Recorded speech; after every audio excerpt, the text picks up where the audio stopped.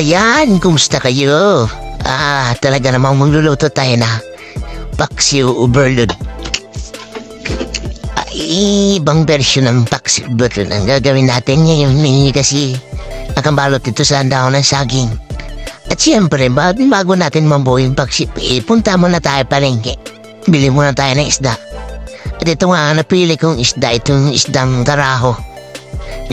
Pinalinis ko na ito at siyempre wala ka na talagang gawin, luto ka na lang. Ang tawag sa amin itong isdang ito ay karaho.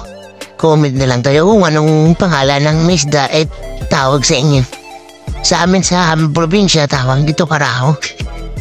Talaga namang fresh na fresh ang mga isda rito. At siyempre hindi pwedeng mawala yung mga gulay. At gano'n na nga, nilinis ko na lang ulit kasi malinis na galing palengke at nilagyan ko na ng asin at i-mekos-mekosin na natin yan mga insan para sa ganun ay at ayun na nga, iimbalotin na nga natin ito sa danang saging. Ganyan lang kadali mga insan, no? Baloy, paso ilagay mo lang yan sa isa. Yan, situpi mo lang ganyan. Tapos iyan, lagyan natin ng luya, bawang, at sibuyas para sa ganun ay maging balance ito. At siyempre lahat ng gulay na lagay na natin dyan, buhos na natin yan, talo na sila dyan. Maglaban na. Lagyan natin ng sili para may sipa unti. At siyempre lagyan natin ng pamintang buo.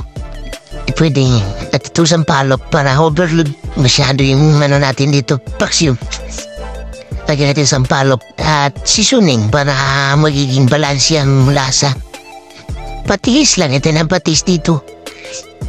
At suka siyempre. Of course para